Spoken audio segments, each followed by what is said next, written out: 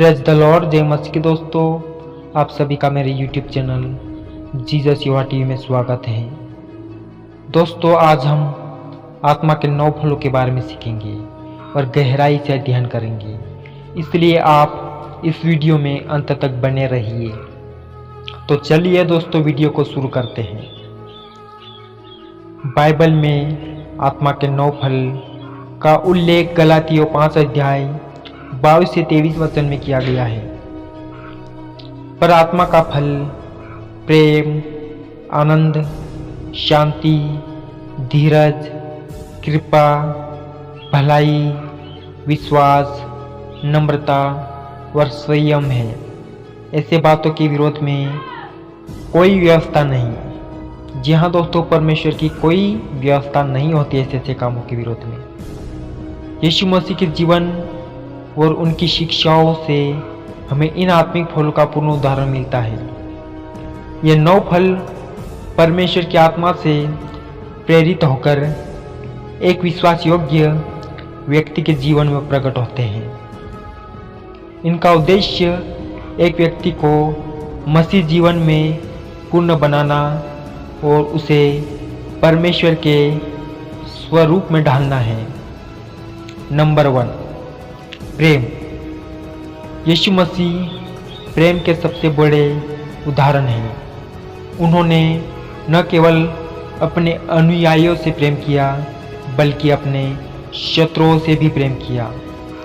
उन्होंने कहा, तू अपने परमेश्वर से अपने सारे मन, सारे प्राण और सारी बुद्धि से प्रेम रख, जो मत्ती 22 अध्याय 33 वचन में हम देख सकते हैं।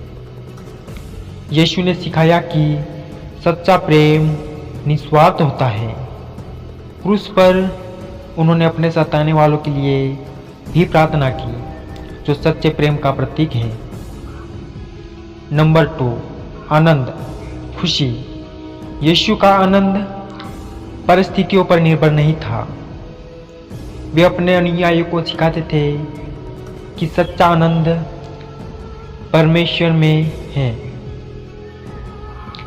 मैंने ये बातें तुम्हें इसलिए कही कि मेरा आनंद तुम में बना रहे और तुम्हारा आनंद परिपूर्ण हो, जो यूहन्ना 15 अध्याय 11 वचन में हम देख सकते हैं। दोस्तों, यह आनंद केवल सांसारिक सुख से नहीं, बल्कि आत्मा में मिलने वाले आशीष से आता है। दोस्तों, नंबर 3, शांति।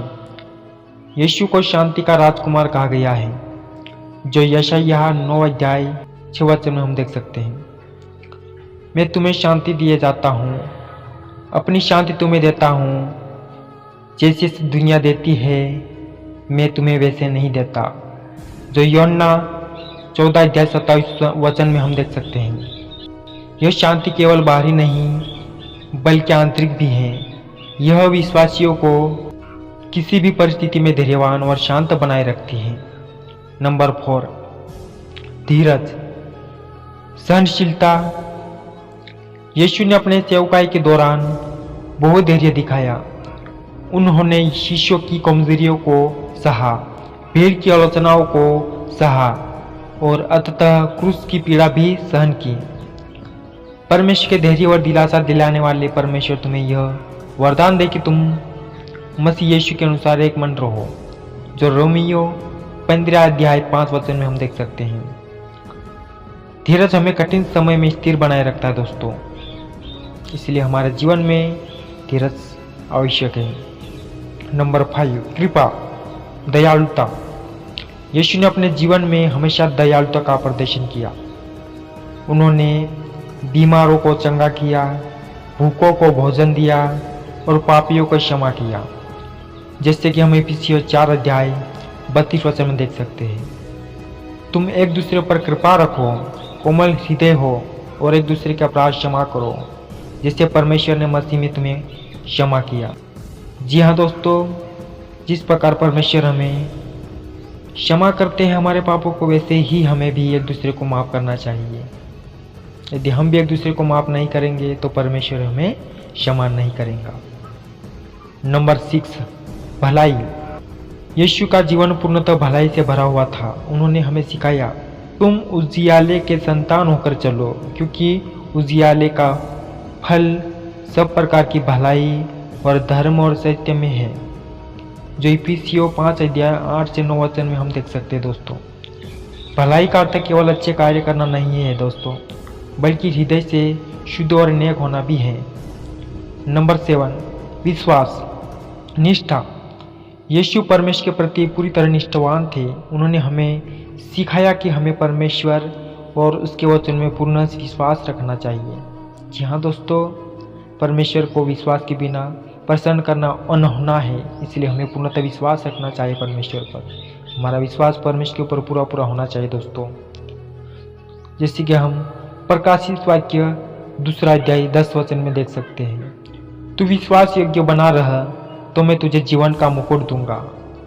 एक मसीह विश्वासी का कर्तव्य है कि वह हर परिस्थिति में परमेश्वर पर विश्वास बनाए रखे दोस्तों। नंबर 8, नम्रता, विनम्रता। यीशु अत्यंत विनम्र थे। उन्होंने स्वयं को सबसे छोटा बनाकर दूसरे की सेवा की दोस्तों। जो कोई अपने आप को छोटा करेगा वही स्वर्ग के राज्य में बड़ा होगा, जो मत्ती 18 अध्याय 4 वचन हम देख सकते हैं दोस्तों। विनम्रता हमें अहंकार से दूर रखती है दोस्तों, और दूसरे की सेवा करने के लिए प्रेरित करती है दोस्तों। नंबर 9, संयम, आत्मसंयम। यीशु ने हमें सिखाया कि आत्मसंयम आवश्यक है। उन्होंने सभी प्रलोभनों पर विजय प्राप्त की और हमें भी आत्मा की शक्ति से संयम रखने का निर्देश दिया है दोस्तों। जो अपने मन को वश में रखता है वो वीर से बढ़कर है, जो नीति वचन 16 अध्याय 32 वचन में हम देख सकते हैं। संयम हमें पाप से बचाता है और हमारे जीवन को अनुशासन में रखता है। जहाँ दोस्तों हमारे जीवन में संयम आवश्यक है। ये पवित्र आत्मा का फल है दोस्तों। ये हर एक विश्वास के जीवन में होना चाहिए। यीशु मसीह के जीवन और शिक्षाओं में आत्मा के 9 फल पूर्ण रूप से परिलक्षित होते हैं। उन्होंने हमें प्रेम, आनंद, शांति, धीरज, कृपा, भलाई, विश्वास, नम्रता और संयम का उदाहरण देकर दिखाया है कि एक सच्चा मसीह जीवन कैसा होना चाहिए दोस्तों। यदि हम पवित्र आत्मा के मार्गदर्शन में चले तो ये फल हमारे जीवन में स्वतः प्रकट होंगे दोस्तों, और हम मसीह के समान बनते जाएंगे। आत्मा के 9 फलों को अपने जीवन में विकसित करने से न केवल हमारा आत्मिक जीवन समृद्ध होगा दोस्तों, बल्कि हम दूसरों के लिए भी आशीष बनेंगे। तो आशा करता हूँ दोस्तों आपको आज की इस वीडियो में बहुत कुछ सीखने को मिला होगा। परमेश्वर आप सभी को आशीष दे। चैनल को सब्सक्राइब करें, लाइक करें, शेयर करें। फिर एक नई वीडियो के साथ मिलते हैं दोस्तों। तब तक के लिए आप सबको जय मसीह दोस्तों।